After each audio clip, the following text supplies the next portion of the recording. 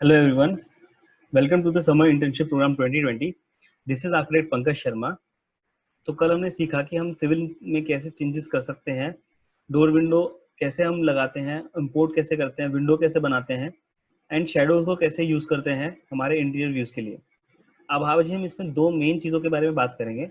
पहला है बीम के बारे में, जो कि हमने पहले छोड़ दिया था क्योंकि beam is a different topic, और उसके साथ साथ हम करेंगे सीलिंग का, कि आप सीलिंग को भी किस तरह से यहाँ पे शो कर सकते हैं और किस तरह से यहाँ पे बना सकते हैं। इसके बाद हम देखेंगे कि फर्नीचर लेआउट कैसे करते हैं। फर्नीचर लेआउट के लिए हम 3D वेयरहाउस का यूज़ करेंगे, उनके मॉडल्स का यूज़ करेंगे, और इंटीरियर में कुछ डिटेलिंग्स देखेंगे कि हम कुछ डिटेलिंग्स किस तरह से कर सकते हैं। चलिए स्टार्ट करते हैं आज का वीडियो। तो ये था हमारा कल का प्लान, जिसको हमने यहाँ पे शैडोज इफेक्ट दिए थे और एक सेक्शन हमने यहाँ पे काटा था ताकि देखने के लिए हमारा किस तरह से हमारे यहाँ पे जो शैडोज है वो आ रही हैं। साथ ही साथ आज हम देखेंगे कि इसमें हम स्टेयरकेस को भी किस तरह से यहाँ पे डेवलप करके बना सकते हैं और उसको हम किस तरह से यहाँ पे दिखाएंगे। तो उसके सबसे पहले तो स्टार्ट करने से पहले मैं यहाँ पे जो हमारी कैड फाइल थी उसको मैं वापस इंपोर्ट कर लेता हूँ।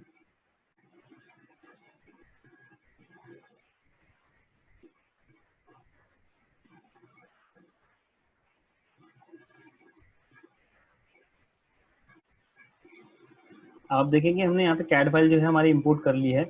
अब इस कैड फाइल को मैं इसकी प्लेस पे यहाँ पे रख लेता हूँ सो दैट वी कैन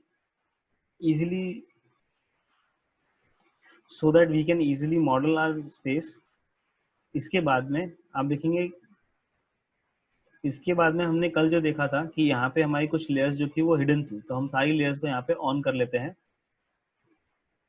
तो आप एक को सिलेक्ट कीजिए, सबसे नीचे वाली को शिफ्ट दबा के आप सिलेक्ट करेंगे तो सारी एक साथ सिलेक्ट हो जाएंगी और एक साथ में ही सबको ऑन कर सकते हैं। तो अब यहाँ देखेंगे आप मेरी सारी लेयर्स ऑन हो गई हैं।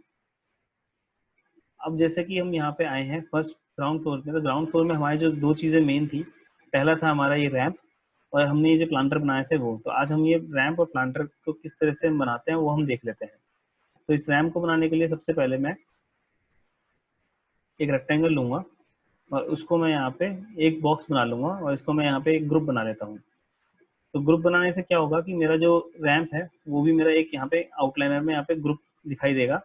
अभी हम यहाँ देख लेते हैं कि हमने और दूसरे कौन से यहाँ पे ग्रुप्स बनाए हैं। जैसे कि हमारा ये जो बाहर का ग्रुप था, जो बाहर हमने फेसेस बनाए थे, ये हमारी फिनिश है। तो मैं इसको फिनिश 1 करके यहाँ पे इसे ग्रुप का नाम दे देता हूँ। और दूसरा जो ग्रुप था वो हमारा रेलिंग था, तो इसको मैं यहाँ पे रेलिंग का नाम दे देता हूँ।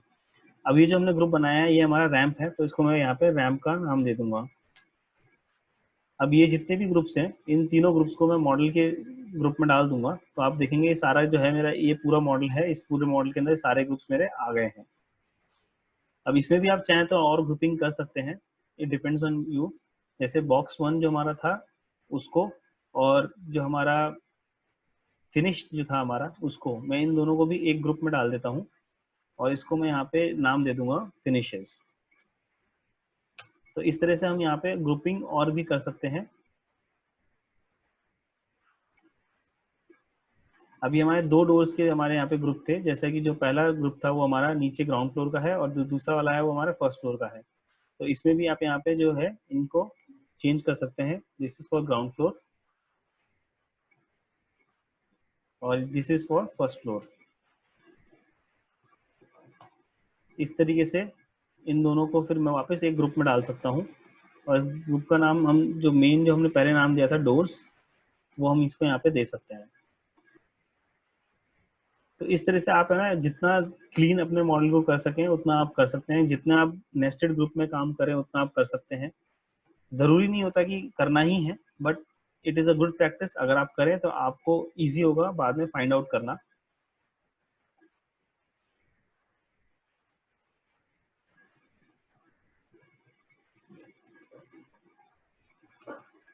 जैसे कि अगर मुझे अब ऊपर वाला एक डोर देखना है तो मैं इस डोर के अंदर जाऊंगा और यहाँ पे D1 D2 D3 सारे देख सकता हूँ और मैं एक पे क्लिक करूंगा तो मेरे को वो डोर जो है वहाँ पे दिख जाएगा। आपको इसके लिए बार बार मॉडल पे क्लिक करने की जरूरत नहीं है। आप बार बार इसमें मॉडल पे क्लिक करके और इसको ओपन करने की जरूरत नहीं है। जैसे कि अगर मैं इसमें डायरेक्ट बार बार क्लिक करता हूँ तो मैं इसको ओपन करके यहाँ तक आने की जरूरत नहीं है, आप डायरेक्टली इसको आउटलाइनर से ही क्लिक करके और खोल सकते हैं और उसके एडिटिंग प्रॉपर्टीज में जा सकते हैं। तो अब ये हमारा रैंप आ गया है। इस रैंप बनाने के लिए अब जैसे कि आप देखेंगे इस रैंप को रैंप बनाने के लिए, अब इस रैंप को रैंप बनाने के दो तरीके हो सकते हैं। पहला ये कि मैं यहाँ पे एक लाइन ड्रॉ करके इसको फेस को डिवाइड कर लूँ और इस फेस को फिर एक्सट्रूड करके हटा लूँ। और दूसरा ये कि मैं, क्योंकि ये रैंप मुझे चाहिए एक स्लांटेड में, तो उसके लिए मैं यहाँ पे इसको सिर्फ एज जो है उसको मैं यहाँ से सिलेक्ट करूंगा और इसको मैं कंस्ट्रेंट देके नीचे ड्रैग कर लूँ। तो दोनों ही तरीके जो हैं वो आप यूज कर सकते हैं। अगर आपको लगता है कि रैम जो है ये छोटा है या फिर ये इसकी जो हाइट है वो कम है या लेंथ कम है, तो इसको आप और एक्सटेंड कर सकते हैं। आपकी क्योंकि ज्योमेट्री एक ही है इसलिए आपका ये सब जो है इसमें काम करेगा। तो इसको मैं 1 फीट और यहाँ पे एक्सटेंड कर लेता हूँ। इसके बाद में हमारा आता है प्लांटर। तो प्लांटर बनाने के लिए मैं यहाँ पे एक और रेक्टेंगल बनाऊंगा।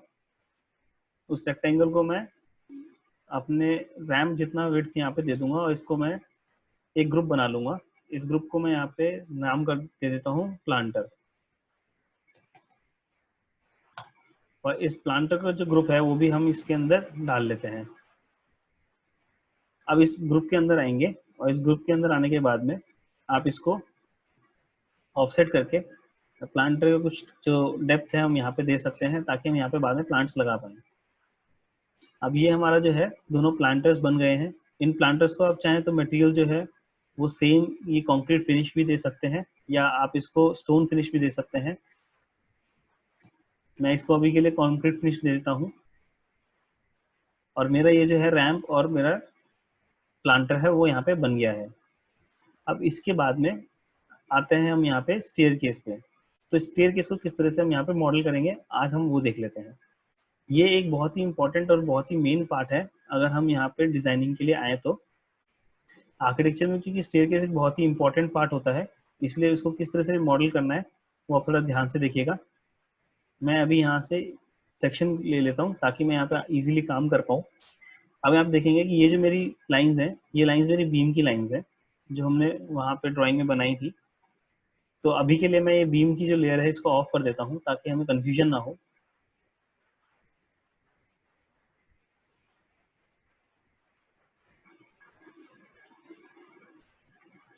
तो मैंने यहाँ पे बीम की लेयर ऑफ कर दी है और जो ग्रिड की लेयर है वो मैं उसको भी ऑफ कर देता हूँ।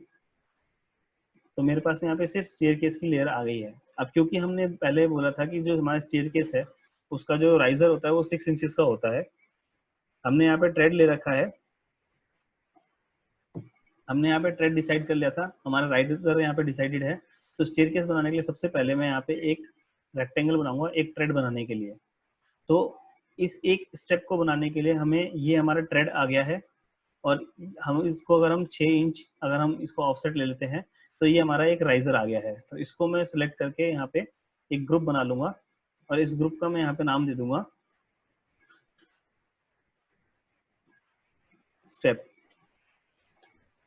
इसको मैं कंपोनेंट इसलिए नहीं बना रहा हूँ क्योंकि कंपोनेंट अगर मैं इसको बनाता हूँ तो कंपोनेंट बनाने से क्या होगा कि मैं जो लैंडिंग है उनको डिफरेंट नहीं कर पाऊंगा। और कंपोनेंट में क्या होगा कि आप इसको बाद में मॉडिफाई नहीं कर पाएंगे, आपको कंपोनेंट्स है वो किसी काम के नहीं होंगे। तो अब जैसे कि मैंने यहाँ पे एक जो ग्रुप है वो मैंने यहाँ पे बना लिया है, एक स्टेप मैंने बना लिया है। तो अभी आप देखेंगे कि इस लैंडिंग में मेरे कितने स्टेप्स आ रहे हैं पहले हम वो काउंट करेंगे। तो इस लैंडिंग में हमारे 8 स्टेप्स आ रहे हैं इंक्लूडिंग द लैंडिंग। तो इस एक फ्लाइट में मेरे 8 स्टेप्स आ रहे हैं इंक्लूडिंग द लैंडिंग। तो मैं एक को यहाँ पे सिलेक्ट करूंगा, इसको मैं इस पॉइंट पे रखूंगा और यहाँ से मैं इसको 8 टाइम्स मल्टीप्लाई कर दूंगा।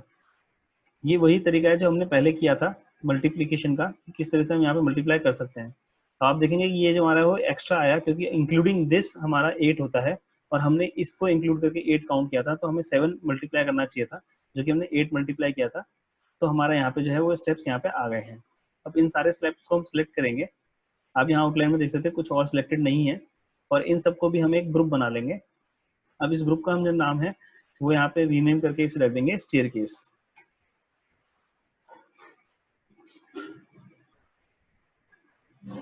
तो मैंने यहाँ पे स्टेयर केस जो है वो यहाँ पे एक ग्रुप बना लिया है। अब इस ग्रुप में मैं आऊँगा और मेरा ये जो है ये लैंडिंग है, तो इस लैंडिंग को मैं एक्सटेंड कर देता हूँ टूवर्ड्स टू दिस वॉल।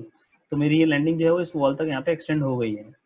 अब क्योंकि ये जो हमारा स्टेप है ये एक अलग स्टेप है जो कि इस लैंडिंग के ऊपर आएगा, तो मैं इसको भी एक 6 इंचेस का यहाँ पे स्टेप बना के इसको एक ग्रुप बना लेता हूँ और इसको मैं कॉपी कर लूँगा या इसको मैं मूव कर लूँगा इसके ऊपर।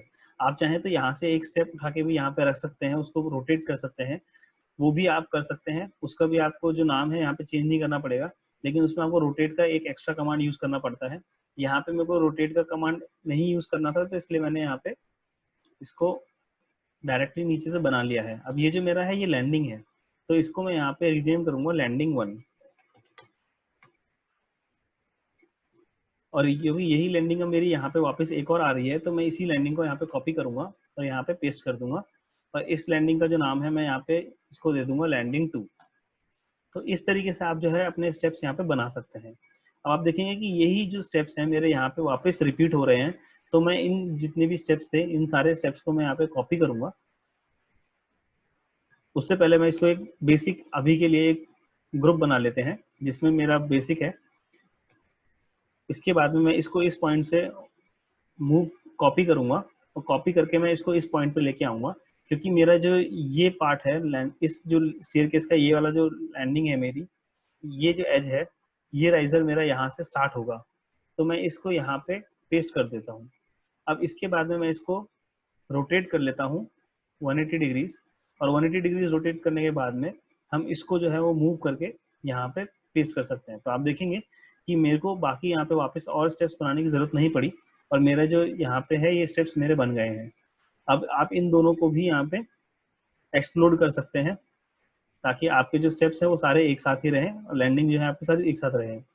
तो ये मेरा जो स्टेयरकेस का एक बेसिक था वो यहाँ पे बन गया है। अब इसके बाद आते हैं कि हमने जो स्टेयरकेस तो बना तो लिया है, लेकिन इसके बाद हमारा जो स्टेयरकेस है वो ऊपर एक और लैंडिंग आ रही थी, उसके बाद हमारी मेन बेसिक लैंडिंग थी। तो अब मैं यहाँ पे जो हमारा सेक्शन था उसको मैं मूव कर लेता हूँ थोड़ा सा ऊपर, ताकि मुझे वो जो लैंडिंग है वो यहाँ पे दिखे। अब मैंने यहाँ पे जो सेक्शन है मेरा मूव कर लिया है।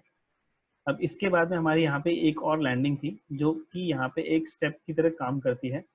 तो उस लैंडिंग को क्रिएट करने के लिए हम इस ग्रुप में आएंगे और यहाँ से हम इसको कॉपी करेंगे इसके पास में। तो आप देखेंगे कि ये जो मेरी लैंडिंग है ये थोड़ी छोटी है इधर से, तो इसको हम यहाँ पे स्केल आउट कर लेंगे टिल दिस पॉइंट। अब क्योंकि हमारे ये लैंडिंग यहाँ पे बन गई है और ये हमारी स्टेयरकेस यहाँ बन गई है, लेकिन यहाँ पे कुछ तो इशू है जिस वजह से हमारा जो स्टेप्स हैं वो यहाँ पे कंप्लीट नहीं हो पा रहे हैं। जो हमारा यहाँ पे अभी बच जाता है डिस्टेंस वो हमारा करीबन 1 फीट बच जाता है। दैट मीन्स हमारे 2 स्टेप्स जो है यहाँ पे बच जाते हैं, या मैं कहूँ कि हमारा एक स्टेप जो है वो यहाँ पे बच जाता है अगर हम ये पूरी लैंडिंग एक नहीं लेते हैं तो उसके लिए हम क्या करेंगे, इस पूरी जो स्टेयरकेस है इसको मैं मूव करूंगा। इसको मूव करके मैं इसके बेस पे ले आऊंगा, और आप देखेंगे मैं इसे जैसे ही बेस पे लेके आऊंगा यहाँ पे मेरा जो है वो एक स्टेप का यहाँ पे गैप जो है वो बन गया है। तो मैं इसको यहाँ पे कॉपी करके यहाँ पे मैं दूसरा स्टेप जो है वो बना लूंगा। तो मेरे 2 स्टेप्स नीचे एक्स्ट्रा ऐड हो गए हैं और मेरा जो लैंडिंग है वो मेरे यहाँ पे ऊपर पहुंच गई है। इस तरीके से आप जो है इस तरीके से जो आप है वो अपने स्टेयरकेस में मॉडिफिकेशंस भी कर सकते हैं। अगर आपका कहीं पे थोड़ा बहुत रह जाता है तो आप उसको यहाँ पे एडिट कर सकते हैं और आप इस तरह से जो स्टेयरकेस है अपना वो बना सकते हैं। अब इसमें एक चीज़ और आपको मैं बताना चाहूँगा, क्योंकि हमारा जो स्टेयरकेस रियल लाइफ में बनता है वो ऐसा नहीं होता है। हमने स्टेयरकेस सेक्शन में देखा था कि हम जो इसे सॉफिट बोलते हैं नीचे, या तो हमारा ये जो या तो हमारा जो या तो जो हमारा स्ट्रिंजर है जो बीम है वो हमारा फोल्डेड स्लैब कंस्ट्रक्शन होता है, या फिर हमारा यहाँ पे एक फ्लैट स्लैब डलता है जिसके ऊपर फिर हम ब्रिक वर्क करते हैं स्टेप्स बनाने के लिए। तो ये जो है दिस इज नॉट प्रैक्टिकल। अभी जो हमने बनाया है this is the basic section, this is the basic staircase, it is not practical. तो इसको प्रैक्टिकल अगर हम देखें तो वो प्रैक्टिकल कैसे बनाएंगे, तो अभी के लिए मैं इसको आइसोलेट कर लेता हूँ और आइसोलेट करके इस ग्रुप को हम एडिट कर लेते हैं। तो अगर मुझे ये स्टेयरकेस कहीं और पे यूज नहीं करना है और इसको मेरे को एडिट करके पूरा एक एंटिटी बनानी है, क्योंकि अभी ये डिफरेंट डिफरेंट मेरे स्टेप्स हैं, इनको मुझे अगर पूरा एक एंटिटी बनानी है तो मैं इसको पूरे को एक्सप्लोड कर लूंगा, और जो मेरा स्टेयरकेस है वो यहाँ पे पूरा एक्सप्लोडेड हो गया है। अब एक्सप्लोड करने के बाद में यहाँ पे हम इन लाइंस को ऐड करेंगे, और यहाँ पे मैं एक और लाइन आप देखेंगे कि मैंने इस लाइन के साथ में इस लाइन को मैं आगे तक एक्सटेंड करूंगा, तो ये इसी लाइन का एक्सटेंशन मुझे दिखाएगा पर पिंक कलर में, और इसी तरह से मैं यहाँ पे दूसरी लाइन जो है वो भी एक्सटेंड कर लूंगा, और इसका भी मेरे को एक्सटेंशन जो है यहाँ पे पिंक कलर में दिखाएगा।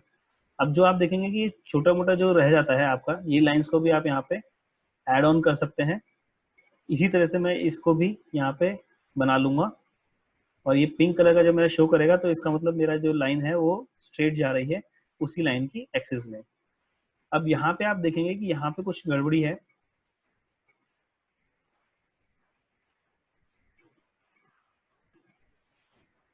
तो अगर मैं यहाँ पे देखूं तो यहाँ पे मेरा जो बनेगा, यहाँ पे जो मेरा जंक्शन बनेगा वो इस तरह का नहीं होगा कि यहाँ से मैं उसे ले लूं, तो इसलिए मैंने इसे यहाँ से कॉपी करके और फिर मैं यहाँ पे बनाता हूँ, तो मेरा जो जंक्शन है वो कुछ इस तरीके का यहाँ पे बन जाएगा। अब सेम मैं यहाँ पे इस वाली एज के लिए भी करूँगा।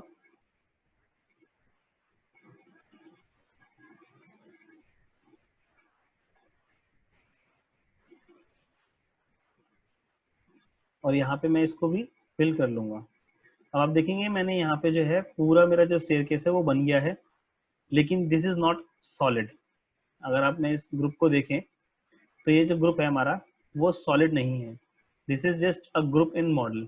तो हम इसको सॉलिड कैसे बनाते हैं, इसकी एक्स्ट्रा लाइंस को सबको डिलीट करके। तो अब मैं ये जितनी भी एक्स्ट्रा लाइंस है मैं इन सब लाइंस को यहाँ पे डिलीट कर लेता हूँ। स्केचअप बहुत ही इजी सॉफ्टवेयर है in terms of face modelling. अगर आपका बेसिक्स क्लियर है स्केचअप में तो आप किसी भी तरह की ज्योमेट्री यहाँ पे क्रिएट कर सकते हैं, क्योंकि स्केचअप में आपको सिर्फ और सिर्फ फेस पे काम करना होता है, लाइन से काम करना होता है, तो आपको इतना सोचना नहीं होता है।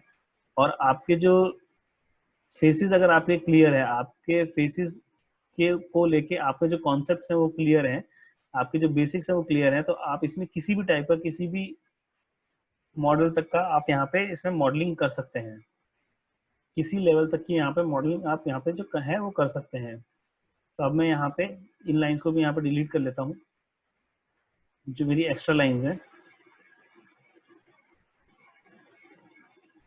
और सेम यहाँ पे मेरी लाइंस जो है वो सब डिलीट हो चुकी हैं। मेरी कोई भी एक्स्ट्रा लाइन यहाँ पे है तो नहीं, आप एक बार देख लीजिए। अगर यहाँ पे आपको कोई एक्स्ट्रा लाइन नहीं दिखती है दैट मीन्स आपने ये जो स्टेयरकेस है ये हमने बना ली है। अब मैं इस स्टेयरकेस पे क्लिक करता हूँ तो ये मेरे को जो है सॉलिड ग्रुप मिल गया है, और इसका जो टोटल क्वांटिटी है वो भी मेरे को यहाँ पे मिल गई है। तो इस तरीके से आप जो है अपना स्टेयर बना सकते हैं। अब आप इसमें एक चीज़ और नोटिस करेंगे कि मैंने अभी स्टेयर की कोई भी मटेरियल यहाँ पे नहीं दिया है, तो जो मटेरियल है वो आप डिसाइड कर सकते हैं। मैं चाहूँगा तो इसको अभी के लिए मैं जो अपना फ्लोर मटेरियल है मैं वही फ्लोर मटेरियल इसको पूरे को दे देता हूँ, क्योंकि अब ये पूरा तो स्टोन का हो नहीं सकता। तो इसमें जो हमने वॉल के लिए मटेरियल लिया था, मान लीजिए ये वाला हमने जो लिया था, तो मैं इसमें जो बाकी फेसेस हैं, जो स्ट्रेट फेसेस हैं, उनमें मैं ये वॉल मटेरियल यहाँ पे डाल देता हूँ, ताकि मेरी जो स्टेयरकेस है वो भी थोड़ी सी अट्रैक्टिव लगे। तो अगर मैं इसको साइड से देखूंगा तो मेरे को ये जो स्टेयरकेस है मेरी वो थोड़ी सी अट्रैक्टिव लगेगी। इवन मैं यहाँ पे इस फेस को डिवाइड करके भी यहाँ पे जो है वो कलर अलग चेंज कर सकता हूँ।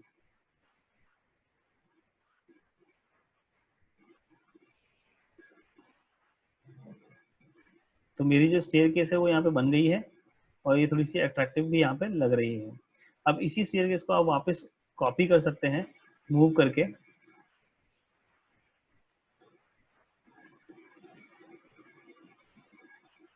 और कंस्ट्रेंट्स आप यूज करें।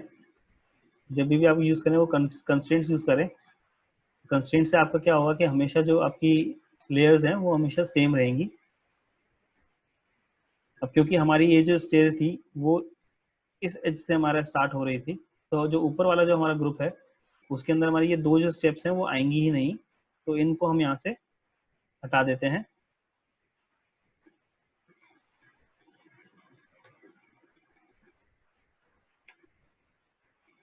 और जो ऊपर है वो हमारा स्टेयरकेस कंटिन्यू चला जाएगा। तो उसको अब देखने के लिए हम यहाँ पे अपना सेक्शन ऑन कर लेते हैं। आप देखेंगे कि मेरा जो स्टेयरकेस है वो ऊपर तक यहाँ पे आ गया है। अगर आपको ये सेक्शन दूसरा विजुअलाइज करना है कि स्टेयरकेस का सेक्शन किस तरह से आया है, तो आप इसको इस एज पे लाके यहाँ पे जो है वो सेक्शन यहाँ पे विजुअलाइज कर सकते हैं। तो हमारा जो सेक्शन है वो कुछ इस तरह से यहाँ पे बन गया है। अब क्योंकि हमारे यहाँ पे जो हमने लैंडिंग यहाँ पे ज़्यादा छोड़ी है, तो हमें यहाँ पे 2-3 स्टेप्स और आगे लेना पड़ेगा, जिसकी वजह से हमारा जो ऊपर ममटी बनेगा वो ममटी थोड़ा आगे बनेगा। तो वो भी आप बाद में चेंज कर सकते हैं। उसको अभी हम अभी के लिए छोड़ देते हैं, क्योंकि वो है डिटेलिंग का पार्ट। उसको आप कभी भी चाहें उसको चेंज कर सकते हैं और उसको आप कभी भी चाहे चेंज कर सकते हैं और उसको बना सकते हैं और डिटेल में यहाँ पे कर सकते हैं। तो हमारा ये स्टेयरकेस का जो सेक्शन है वो यहाँ पे बन के रेडी हो गया है। अब आप देखेंगे कि हमारी जो लैंडिंग है वो यहाँ बीच में आ रही है। दैट डजेंट मैटर अभी के लिए, क्योंकि हम यहाँ पे बेसिक्स पे कर रहे हैं। हम जब बीम्स डालेंगे और हम जब इसमें आगे और डिटेलिंग में जाएंगे, तो हम इसकी कंस्ट्रक्शन डिटेल्स को फॉलो करते हुए यहाँ पे चेंजेस करेंगे, जो कि हम बाद में कर सकते हैं। अभी के लिए जो हमारा मॉडल है वो कुछ इस तरीके से हमारा यहाँ पे आ गया है। सॉलिड मॉडलिंग करने का जो सबसे अच्छा सॉलिड जो मॉडलिंग हम कर रहे हैं उसका जो सबसे ज़्यादा बड़ा बेनिफिट है वो यही है कि आप जब भी सेक्शन काटेंगे, आपको हमेशा वो सेक्शन है वो हमेशा फील्ड और प्रॉपर दिखाई देगा। अगर आपका वो सॉलिड नहीं होगा तो वहाँ पे वो फील्ड सेक्शन नहीं दिखाई देगा, जिसकी वजह से आपका जो ड्राइंग है वो बहुत ही बेकार लग सकती है। तो ये हमारा यहाँ पे बन गया है। अब इसको हम यहाँ पे सेव कर लेते हैं। आप टाइम टू टाइम अपना जो मॉडल है वो सेव करते रहिए। इसमें आप एक चीज़ और नोटिस करेंगे, मैंने अभी नोटिस करी कि हमारा ये जो डोर है उसके नीचे जो ये फ्रेम है वो नीचे नहीं आएगा, क्योंकि यहाँ पे फ्रेम होगा ही नहीं। हमारा डोर जो है वो सीधे स्ट्रेट नीचे तक होगा। तो हम इस फ्रेम को जो है वो यहाँ से हटा लेते हैं और इसको हम एक्सटेंड करके इसको जो नीचे फ्रेम है उसको नीचे तक बना लेते हैं। बेसिक छोटी सी डिटेल है, लेकिन जब भी आप इसका रेंडर निकालेंगे या जब इसको आप विजुअलाइज करेंगे तो ये बहुत गंदी दिखाई देगी। तो अब हमारा जो है ये डोज हमने यहाँ पे चेंज किया था, ये सारे डोज में हमारा चेंज हो गया है। तो आप देखेंगे इस वजह से मेरा जो डोर है वो अब हवा में दिख रहा है और यहाँ पे बेटर लग रहा है सेक्शन के अंदर। तो ये हो गया हमारा सेक्शन स्टेयरकेस का। और स्टेयरकेस को कैसे मॉडल करते हैं वो हमने यहाँ पे देख लिया है।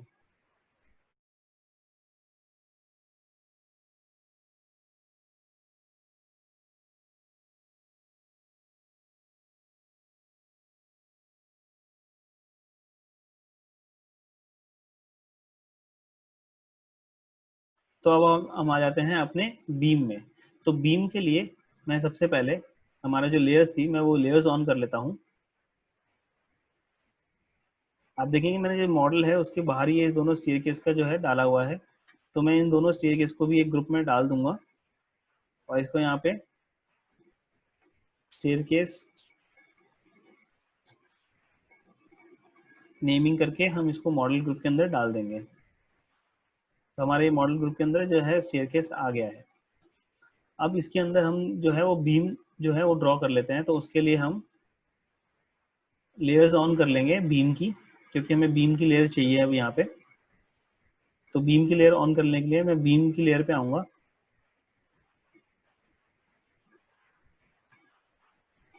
आप इसमें एक चीज़ और नोटिस कीजिएगा, जो भी हम लेयर यहाँ पे हाइड करते हैं या ऑफ करते हैं, विजुअली ऑफ करते हैं, वो लेयर्स हमारी सबसे लास्ट में यहाँ पे चली जाती हैं। इंस्टेड ऑफ ऑटोकैड में वो लेयर्स ऊपर ही रहती हैं, पर यहाँ पे हमारी जो लेयर्स है वो नीचे आ जाती हैं।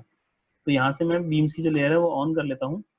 और ऑन करने के बाद में इस बीम की लेयर्स को, क्योंकि हमने बीम जो है वो वहाँ पे ग्रुप बनाया था, आपको याद हो, तो हमने ऑटोकैड में वो एक ग्रुप बनाया था, तो यहाँ पे भी हमें वो एक ग्रुप जो है वो मिल गया है।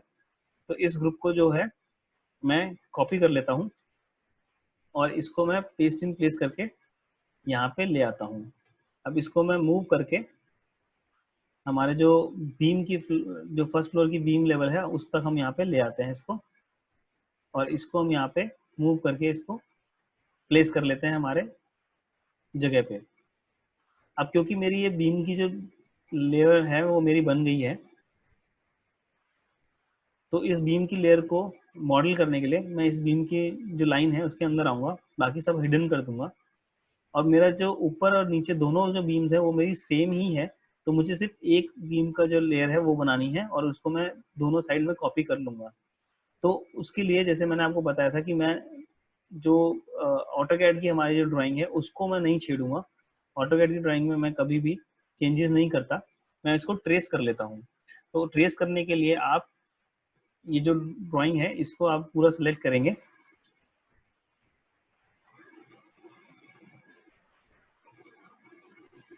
और इसको हम ग्रुप कर देते हैं। और अब इसको ग्रुप करने के बाद में मैं यहाँ पे जो है अपना ड्राइंग स्टार्ट कर देता हूँ इसके ऊपर ट्रेस करके। मैंने वहाँ पे भी कर सकता था लेकिन मैंने इसलिए नहीं किया बिकॉज वहाँ पे जो है वो मेरा मॉडल की वो मेरे कैड के मॉडल के अंदर होता और जो कि मुझे नहीं चाहिए था। इस वजह से मैं इसको यहाँ पे मॉडल कर लेता हूँ।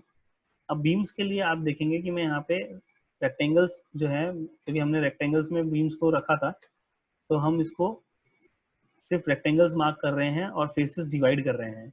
प्योरली हम फेसेस पे काम कर रहे हैं। अब हम चाहें तो ये सबको डिलीट कर सकते हैं, या इसका एक बहुत अच्छा तरीका है कि आप इसको सिलेक्ट कीजिए जो हमें बीम की लेयर चाहिए, इसको आप करें कॉपी, आप ग्रुप के बाहर आए और हम यहाँ पे इसे कर देते हैं पेस्टिंग प्लेस। पेस्टिंग प्लेस करने के बाद में इसको हम ग्रुप बना लेते हैं। तो जो हमारा ग्रुप बना वो यहाँ पे आ गया, तो इसको हम यहाँ पे नेम कर देंगे बीम्स। जैसे ही मैंने इसको यहाँ पे बीम्स नेम कर दिया है तो इसको मैं मॉडल ग्रुप के अंदर डाल दूंगा और बाकी जो मेरा कैड का ग्रुप यहाँ पे ओपन है उसको मैं यहाँ पे बंद कर लेता हूँ।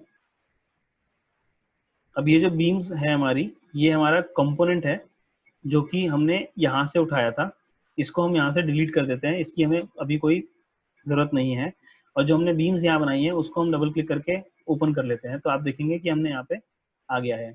पर हमारा ये जो बीच में एक पार्ट था वो रह गया है, तो उसको करने के लिए सबसे पहले, क्योंकि हमें पता है कि ये 9 इंच की हमारी सारी बीम्स हैं, तो इसको हम या तो 9 इंच का यहाँ से ऑफसेट लेके बना लेते हैं, या फिर आप सिंपली एक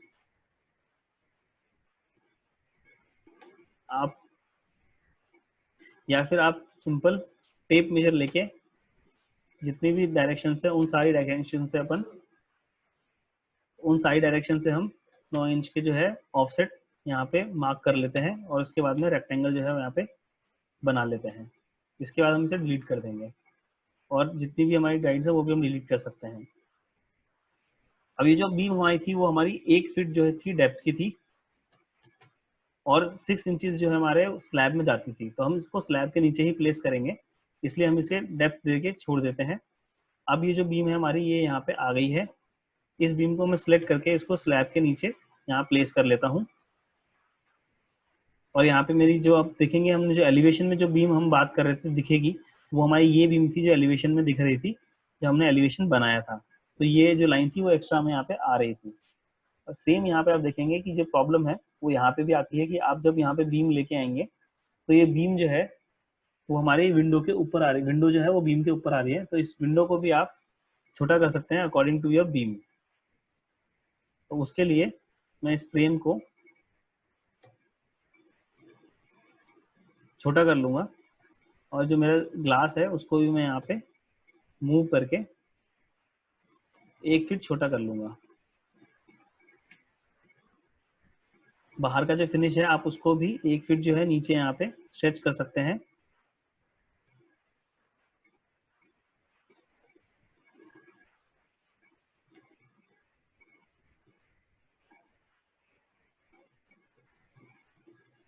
this will cover our beam.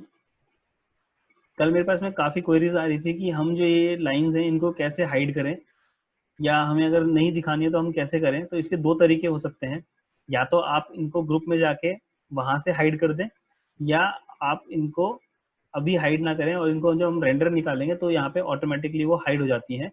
और अगर आपको रेंडर नहीं निकालना है, आपको स्केचअप में ही करना है विदाउट इनको हाइड किए, तो आप स्टाइल्स में आएंगे। स्टाइल्स में आपके आपके एजेस और प्रोफाइल्स दोनों हम यहाँ पे बंद कर देंगे, तो आप देखेंगे कि मेरी जितनी भी लाइंस थी वो सब यहाँ पे डिसअपियर हो गई हैं, मेरे को यहाँ पे लाइंस कोई दिखाई नहीं देगी। और अगर आप यहाँ पे अपना शेडो ऑन करते हैं तो हमारा जो मॉडल है उसमें वो शेडोज के साथ में एक अच्छा इफेक्ट भी यहाँ पे देखने को मिल जाता है, जिससे कि हमारी लाइंस कोई नहीं आती है और हम यहाँ पे इसे बना सकते हैं।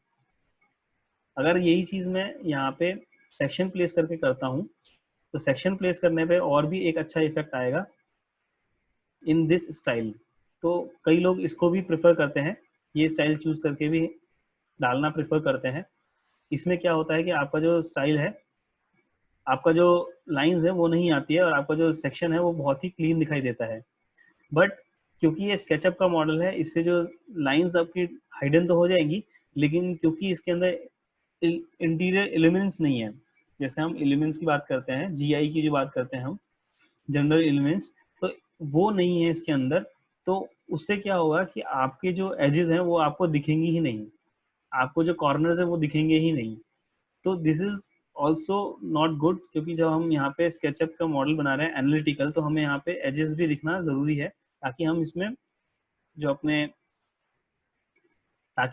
जो अपने डिसीजंस है वो यहाँ पे ले पाए। तो अभी मैं अगर यहाँ पे हमारे शेडोज ऑफ कर देता हूँ तो आप देखेंगे कि हमारे जो बीम्स है वो किस तरह से रूम्स के अंदर हमें दिख रही है, जिस तरह से हमने यहाँ पे प्लान में विजुलाइज किया था। तो ये था हमारा बीम्स बनाने का। अब इन बीम्स को यूज करके हम किस तरह से सीलिंग बनाते हैं वो हम देख लेते हैं। तो मैं इस मेन रूम में आता हूँ, जो हमने मेन रूम वहाँ पे डिजाइन किया था हमारा इंटीरियर के लिए। तो उस रूम को इंटीरियर करने के लिए मैं इस रूम के अंदर एक अपना कैमरा जो है वो प्लेस कर देता हूँ। आप उस रूम में आप कैमरा प्लेस करने के लिए आप सेक्शन को यूज कर सकते हैं। आप सेक्शन जैसे ही यहाँ पे प्लेस करेंगे, उस सेक्शन को मूव करके आप उस रूम के एंड तक आ सकते हैं, और वहाँ पे कहीं पे भी हम आप एक कैमरा जो है वो प्लेस कर लेंगे। जैसे कि मैं अगर यहाँ पे एक पोजीशन कैमरा करके यहाँ पे कैमरा प्लेस कर लेता हूँ, तो मेरे को वो इस रूम के अंदर यहाँ पे ले आएगा।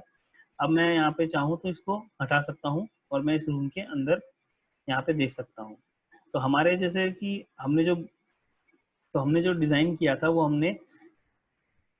जो हमने सीलिंग डिज़ाइन की थी इस रूम के लिए, उसमें हमने बीम बॉटम से सीलिंग बनाए थे, और बीम बॉटम से सीलिंग बनाने के बाद में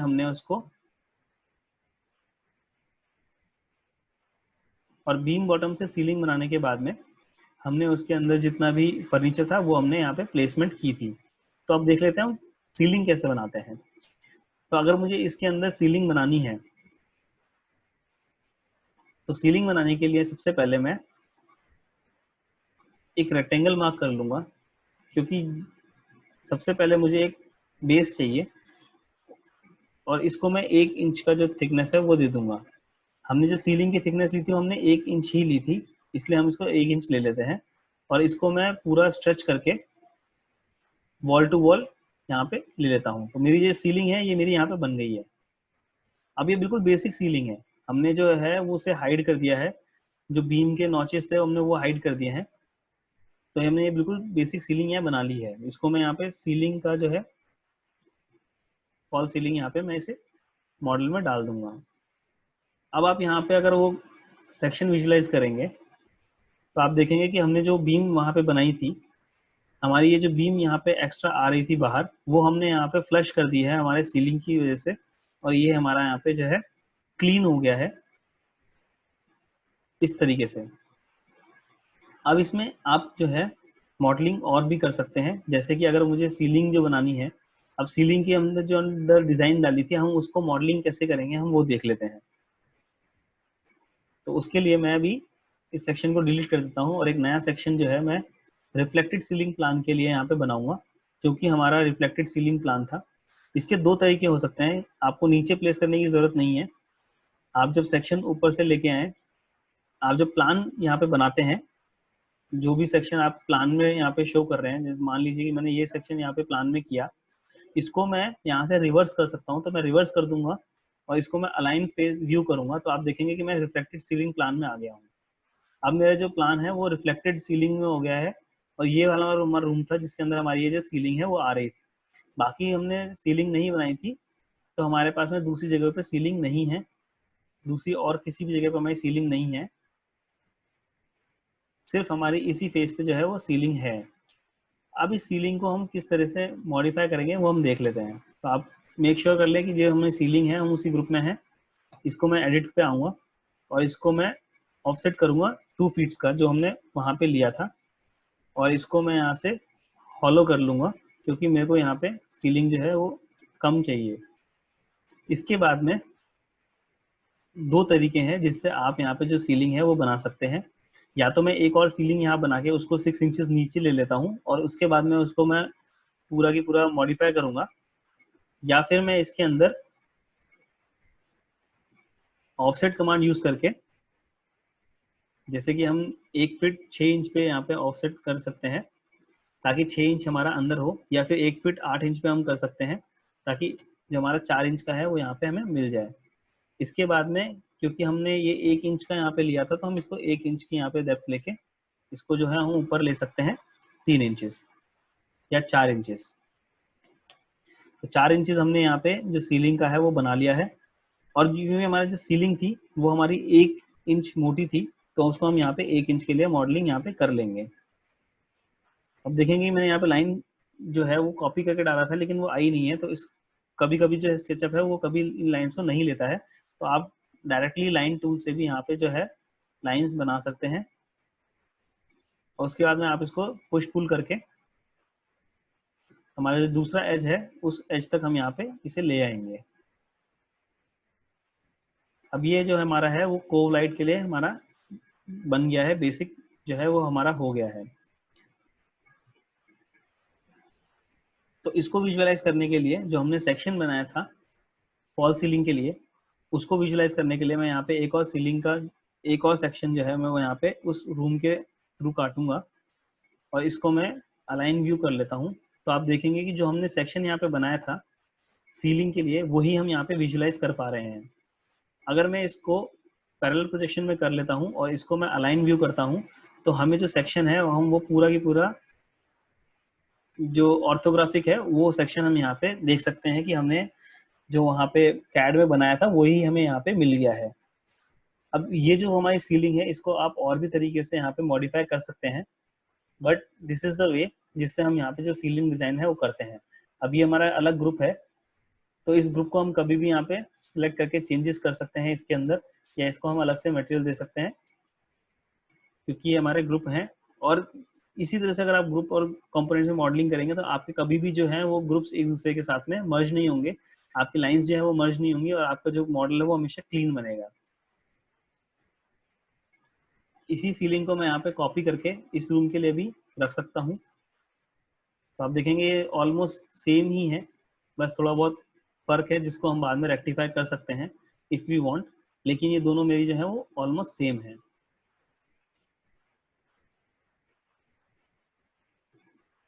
तो इस तरह से हम यहाँ पे जो है वो सीलिंग डिज़ाइन कर सकते हैं।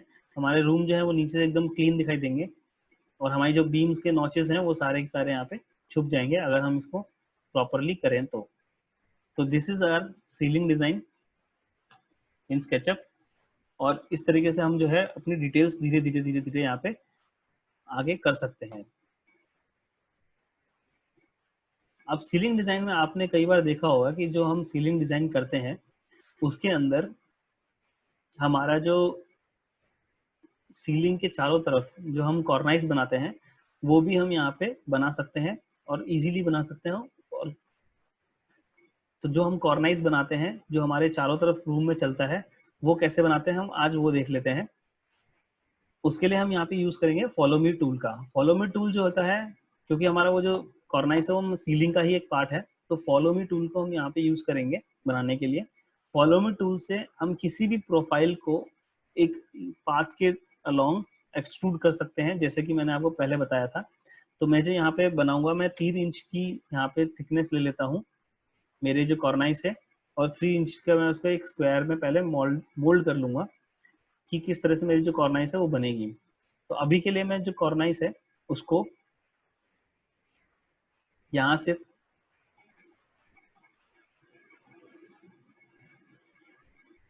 तो अभी के लिए जो मैं कॉर्नाइस है उसको मैं एक ग्रिड में यहाँ पे डिवाइड कर लेता हूँ ताकि मुझे मॉडलिंग करने में इजी हो, मैं प्रोपोर्शनेट कुछ मॉडल कर पाऊँ।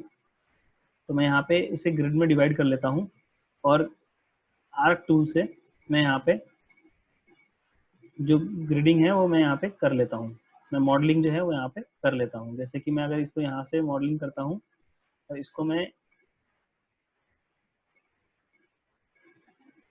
यहाँ पे बना लेता हूँ। इसके बाद में मैं इसको स्ट्रेट कर लेता हूँ।